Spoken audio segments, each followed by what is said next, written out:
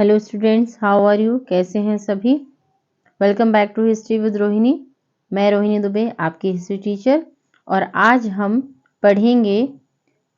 लोग डिस्कस करेंगे आज अपना पेपर। आज से मैं एक सीरीज स्टार्ट कर रही हूँ आपके लिए, जिसमें हम लोग अब, क्योंकि परीक्षा आपकी बहुत पास आ गई है, तो हम लोग अब कुछ पेपर्स को डिस्कस करेंगे। हम लोग कुछ क्वेश्चंस को लगाएंगे और उसी कड़ी में सबसे पहले मैं आपको अभी हाल ही में आपका जो अर्धवार्षिक का पेपर हुआ है उसको लेकर आई हूँ। तो सबसे पहले हम उसको सॉल्व करेंगे।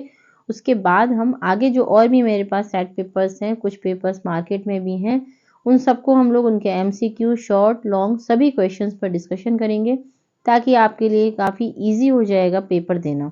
तो आइए स्टार्ट करते हैं। सबसे पहले हम यहाँ पर बात करते हैं हड़प्पा सभ्यता। सबसे पहला क्वेश्चन आपका है यहाँ पर। हड़प्पा सभ्यता में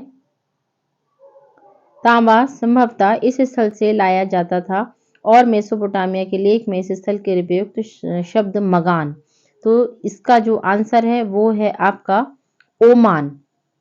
मेसोपोटामिया से एक हमें लेख मिला है, उस लेख में ये जो शब्द है मगान शब्द हमें मिला है, जिसको इतिहासकारों ने ओमान के साथ संबंधित किया है कि ये ओमान होगा।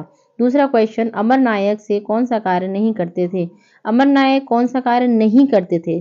ध्यान रखिएगा, पेपर में हमेशा ध्यान रखें कि नहीं में और हाँ है या नहीं है उसको ध्यान से पढ़ें, क्योंकि कई बार हम लोग क्वेश्चन को ध्यान से नहीं पढ़ते हैं और नहीं वर्ड जो है वो हमारे क्वेश्चंस को गलत करा देता है, आंसर्स को गलत करा देता है। तो देखिए, पहला है वे शासकों को एक प्रभावी सैनिक शक्ति प्रदान करते थे। दूसरा है वे किसानों, शिल्पियों, व्यापारियों से कर वसूलते थे। तीसरा, व्यापार संबंधी नीतियों में सक्रिय भूमिका निभाते थे।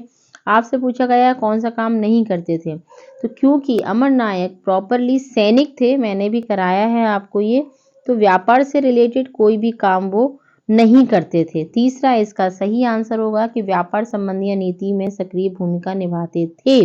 वो कोई भूमिका व्यापार संबंधी नीतियों में नहीं निभाते थे, बाकी ये तीनों काम वो करते थे। तीसरा question, the story of Indian archaeology के लेखक कौन है? तो इसका आंसर है आपका एस.एन. राव। नेक्स्ट क्वेश्चन है, संथाल की भूमि घोषित किसको किया गया था? इसका आपका आंसर है दामिन ई को। संथालों की भूमि, संथालों के पहले उस भूमि पर पहाड़िया लोग रहते थे।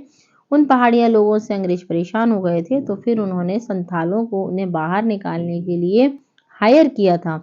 और जब संथालों ने पहाड़ियों को वहां से निकाल दिया, तब संथालों को वो भूमि खेती करने के लिए दे दी गई थी, जिसका नाम दामिन ई को रखा गया।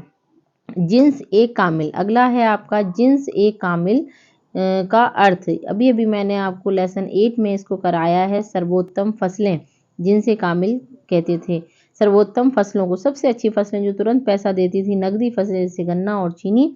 नेक्स्ट क्वेश्चन है आपका, सेठी आमतौर पर होते थे। सेठी आमतौर पर होते थे कौन? धनी व्यापारियों को सेठी, सेठ से आप याद रख सकते हैं। हम लोग भी सेठ, लोग जो पैसे वाले होते हैं उनको हम लोग सेठ कह करके संबोधित करते हैं, तो सेठी यानी कि धनी व्यापारी। नेक्स्ट है आपका, शासकों की प्रतिमा और नाम के सिक्के सर्वप्रथम राजाओं ने जारी किए। किन राजाओं ने जारी किए? हिंद यवन राजाओं ने जारी किए, हिंद यवन। ठीक है, अगला है अशोक ने धर्म का संदेश फैलाने के लिए किसको नियुक्त किया था? कौन से अधिकारियों को नियुक्त किया था?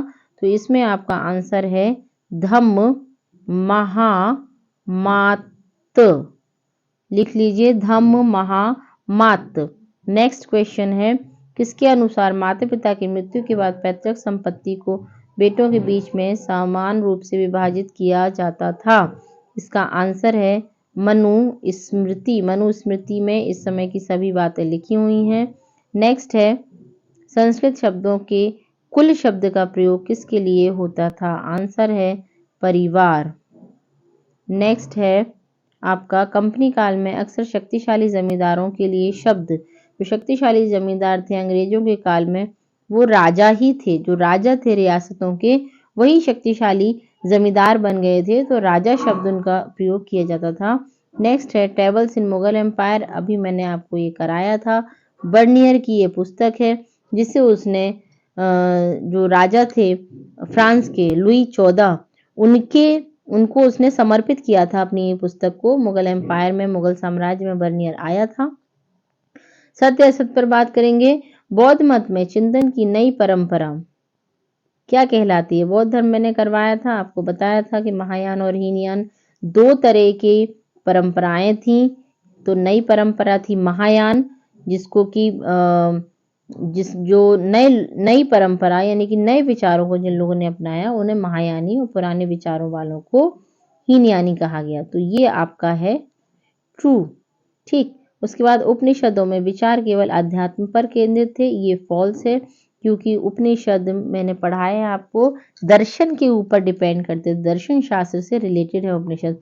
वणिक शब्द का प्रयोग व्यापारियों के लिए किया जाता है, सही है, वणिक का मतलब ही व्यापारी होता है। प्रत्येक गोत्र का नाम एक वैदिक ऋषि के नाम पर होता था, ये भी सही है। अवध को बंगाल आर्मी की पौधशाला कहा जाता था, ये भी सही है। लॉर्ड डलहौजी ने ऐसा बोला था, अवध बंगाल आर्मी की पौधशाला। क्यों था?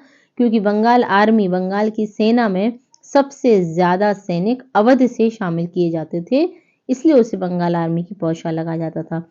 खुद काश्त दूसरे गांव के ठेके पर खेती करते थे, ये गलत है, ये भी हम लोगों ने पढ़ा था। दो तरह के किसान थे, खुद काश्त और पाही काश्त। खुद काश्त जो होते थे वो होते थे, काश्त का मतलब होता है किसान, खुद काश्त वो थे जिनकी खुद की भूमि होती थी, खुद की जमीन पर वो खेती करते थे, उन्हें खुद काश्त कहा जाता था। और जिनकी जो दूसरे के यहाँ जाके खेती करते थे ठेके पर, उन्हें पाही काश्त कहते थे। अब बात करेंगे हम लोग मैचिंग पर। मैचिंग भी बहुत इजी ही आई थी। सबसे पहले आपको दिया है बुकानन, तो हम इसको मैच करते हैं। बुकानन, बुकानन कौन था? एक अंग्रेजी चिकित्सक था बुकानन। ठीक है, तो यहाँ पर या तो ऐसे या मैं ऐसे लिख देती हूँ बुकानन। बुकानन अंग्रेज चिकित्सक यानी कि या। उसके बाद बासवन्ना वीर शैव परंपरा ल।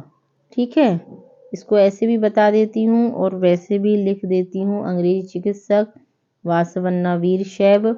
दीकू, साहूकारों को दीकू कहते थे, साहूकार जो थे उनको दीकू कहा जाता था। अंडाल हम लोगों ने पढ़ा, आलवार संत थी, अंडाल आलवार संत एक महिला संत थी। अब्दुल रज्जाक भी हम लोगों ने पढ़ा, फारसी राजदूत था, फारस से आया था। अप्पार भी हमने पढ़ा, नायनार संत थे बहुत फेमस अप्पार।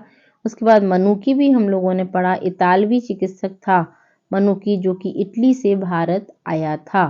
तो ये हमारी हुई मैचिंग, इसको आप लोग ध्यान से देखें और इसको ज़रूर एक बार, दो बार, तीन बार करें, क्योंकि ये रिपीट होते हैं, ये क्वेश्चन सब रिपीट होते हैं। चलिए जल्दी से इसको देख लेते हैं, इनको लिख लीजिए आप लोग, मैं करवा रही हूँ, जल्दी से बोल रही हूँ। 1857 की क्रांति का तत्कालिक कारण क्या था? सबसे पहला क्वेश्चन, 1 मिनट, समकालीन बौद्ध ग्रंथों में कितने संप्रदायों का उल्लेख है? पहला क्वेश्चन है आपका 1 नंबर में, समकालीन बौद्ध ग्रंथों में कितने संप्रदायों का उल्लेख है? 64 संप्रदाय, मैंने भी आपको क्लास में कराया है, आप वीडियोस को देख सकते हैं। बर्नियर ने अपनी कृति किस शासक को उसके बाद है 1857 की क्रांति का तत्कालिक कारण, चर्बी वाले कारतूस, है ना।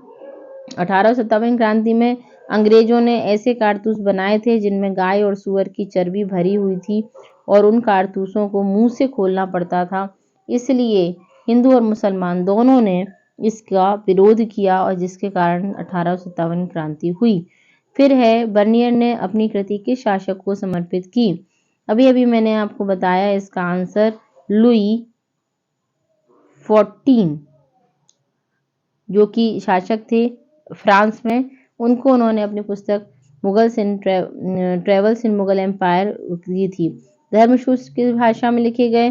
धर्मसूत्र संस्कृत भाषा में लिखे गए। राक्षस तंगड़ी का युद्ध विजयनगर की सेनाओं का नेतृत्व किसने किया? राक्षस तंगड़ी का युद्ध जो 1565 में हुआ था, विजयनगर की सेनाओं का नेतृत्व बताया था मैंने, राम राय नाम का प्रधानमंत्री था, जिसकी नीतियों के कारण ही ये युद्ध हुआ था और उसने ही नेतृत्व किया जिसमें विजयनगर साम्राज्य पूरी तरह से खत्म हो गया था। आईने अकबरी के लेखक अभी हम लोगों ने पढ़ा था इसको, अबुल फजल आईन अकबरी के लेखक थे। Relief of Lucknow, relief of Lucknow 1857 क्रांति में जब लखनऊ का विद्रोह दबाया गया तब रिलीफ ऑफ लखनऊ नाम का एक चित्र बनाया था थॉमस जोन्स बारकर ने। इसको लिख लीजिए, थॉमस जोन्स बारकर, क्योंकि ये चित्र आपकी बुक में दिया गया है, तो इसको आप लिख लीजिए। मैं यहाँ लिख देती हूँ, आप लोग चाहें तो। थॉमस जोन्स बारकर, ये इनका नाम है जिन्होंने रिलीफ ऑफ लखनऊ नामक चित्र बनाया था। तो इस तरीके से ये हमारे क्वेश्चंस हैं। एक एक नंबर वाले कंप्लीट हुए। शॉर्ट क्वेश्चंस पर भी हम लोग बात करेंगे, एक एक दो दो क्वेश्चन उठा के आपको मैं समझाऊंगी ताकि आप लोग इजीली उसको पेपर में कर पाएँ। इसको अच्छे से देखें, अच्छे से पढ़ें और इसको 2-3 बार लगाएं। आप इसको 2-3 बार रिवाइज करें ताकि, क्योंकि बहुत सारे क्वेश्चंस हैं जो रिपीट भी हो जाते हैं। तो बस पढ़ते रहिए, बढ़ते रहिए। मिलते हैं अगले वीडियो में, अगली क्लास में, और ये सीरीज़ मेरी जारी रहेगी, ज़रूर देखते रहिए। Thank you so much.